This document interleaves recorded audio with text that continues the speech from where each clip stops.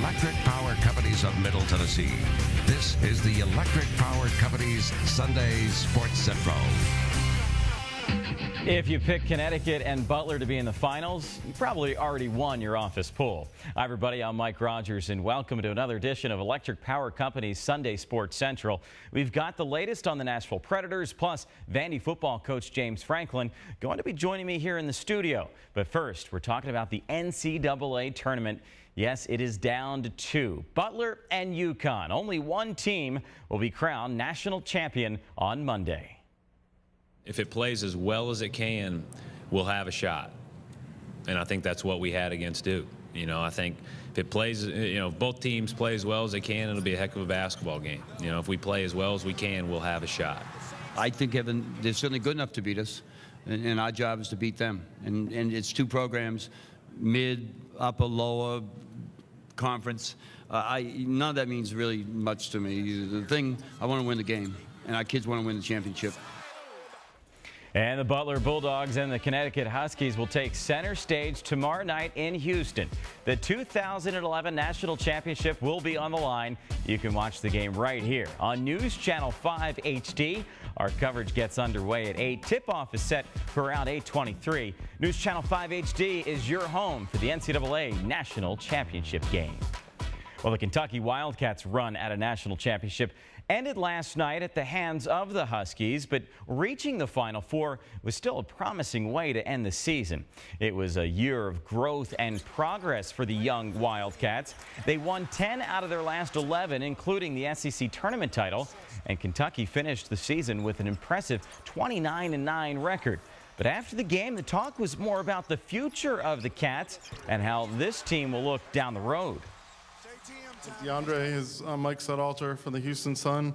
Is this your last game in a Kentucky uniform? I'm not thinking about that right now. I'm just thinking about academics right now. And, we'll see. I gotta talk to my family and go from there. Liggins may not have made up his mind just yet, but the Wildcats may look a little different next year. Chad Ford from ESPN has a pair of Wildcats projected to be selected in the first round. Point guard Brandon Knight is projected to go 10th if he enters the draft. 6'8" swing forward Terrence Jones is listed at 11th. By the way, Vanderbilt's Jeffrey Taylor is projected to go in the first round too. He has yet to declare, and neither has Tennessee's Tobias Harris, who is listed as the 29th selection. Well, it only took Tennessee Athletic Director Mike Hamilton a week to find a replacement for Bruce Pearl. Cuonzo Martin named the new Vols coach Monday.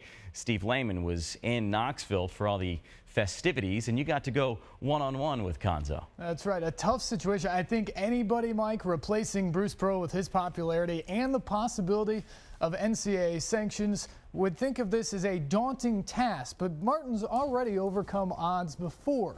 He survived the mean streets of East St. Louis, recovered from 2 knee injuries at Purdue in Knoxville. Got some big shoes to fill, too. Yes, he does, and an orange blazer. Thanks, Steve. All right, well, holding on.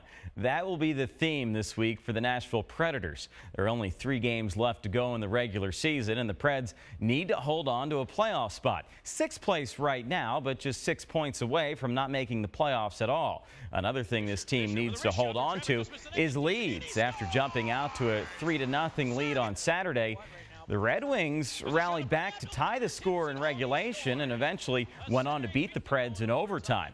For the 2nd straight game at home, Nashville has struggled putting teams away. We keep shooting ourselves in the foot a little bit, and for whatever reason, you can't let up at all, especially into the playoffs. And this is playoff now, so in playoff hockey, every little thing counts. Sure does. To NASCAR now, the Goodies 500 at Martinsville on Sunday. That track has been around since 1949. Yes, racing has changed a lot over the years, but it's still all about winning. Dale Earnhardt Jr. has not won a race in his last 98 tries. Would Sunday be the day? Midway through the run, Martin Truex Jr. slaps into the outside wall, then collides with Casey Kane. Look at that. Things are heating up on the track, literally. 21 laps to go. Kyle Busch in front, but Jr. gives him a tap, dives inside to take the lead. Fans like the move by Little Ease. He's going for the W. But with 4 laps left, Earnhardt still in front, but Kevin Harvick shoots inside. He will pull away late to take the checkered flag for the 2nd time this year. Had a lot of fun racing with Dale Jr. I hate to be the guy that's the bad guy here, but we're in it to win it. Steve did an awesome job with the pit strategy is what got us up there. That's all it was, and the car was good enough for 15 laps to run past those guys and try to get out there and get a big lead, but just not enough. Here are the Goodies 500 results, and they're brought to you by the Nashville Superspeedway. Harvick becomes the first repeat winner of the year. Junior finishes second, followed by Busch, Juan Montoya, and Jeff Gordon. Matt Kenseth, Jamie McMurray, my favorite, David Reagan, Clint Boyer, and Mark Martin round out the top 10. With his top 3 finish, Kyle Busch passes Carl Edwards for the top spot in the Sprint Cup standings, followed by Jimmy Johnson and Kurt Busch.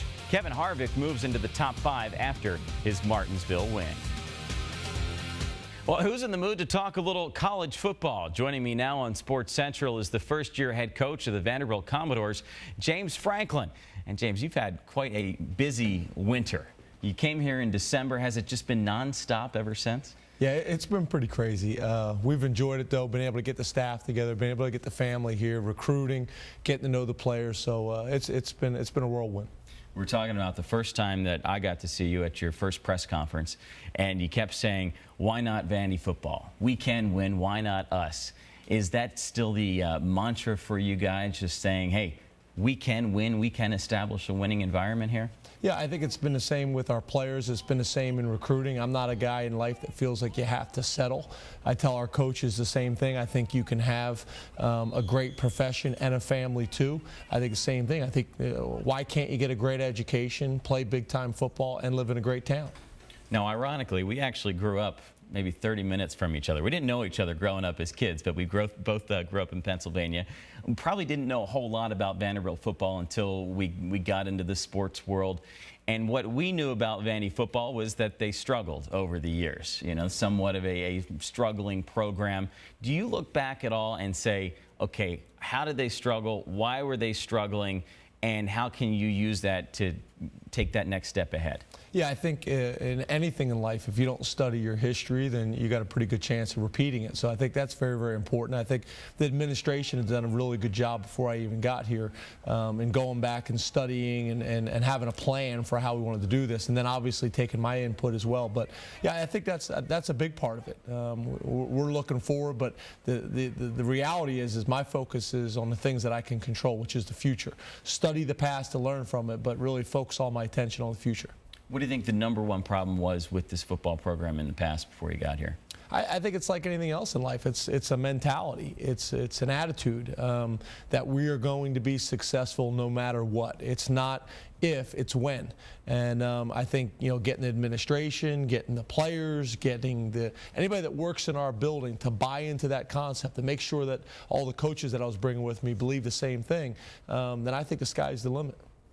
You also reiterated at your first press conference that it starts with recruiting and getting the players into your system so you can kind of take them under your wing and take them to the next level. How has the recruiting process gone for you in such a short amount of time this offseason? Yeah, I think the first recruiting class, people were very, very excited about what we were able to accomplish. And I think probably mainly because just the amount of time. We had a month and a half, and I think we were able to get involved with some guys that maybe Vanderbilt hadn't been able to get involved with in the past, those types of players. We were able to beat some what people would consider prominent programs on some good players. So I'm excited. My staff is excited because if we were able to do that in a very short period of time, what are we going to be able to do when we're able to have a year to develop the type of relationships that it usually takes to recruit? So we're excited. We think if we got a kid on campus, we're going to have a chance to make an impact, and our egos aren't so big that we think it's all about the X's and O's. It's about the Jimmies and the Joes. It's about the coaching. What's a successful first year for James Franklin?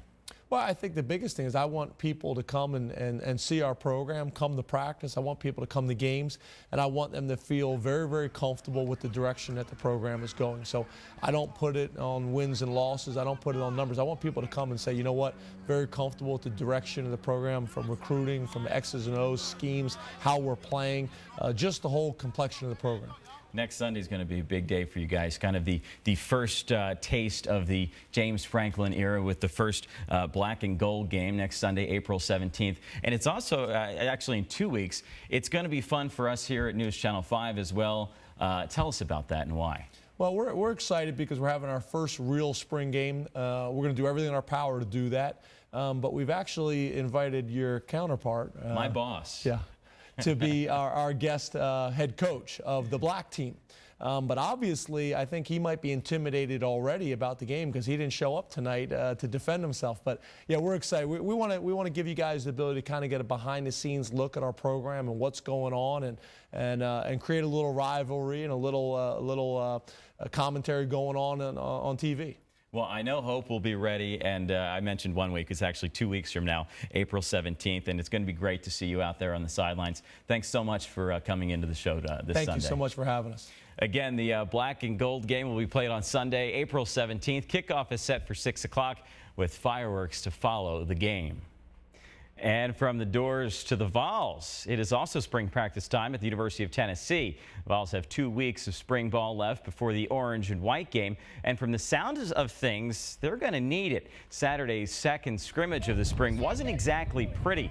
The offense looked sluggish, going 3 and out on its first 4 possessions. Tyler Bray threw 2 picks. Receivers were dropping passes. And afterwards, the head coach didn't even need to see the tape.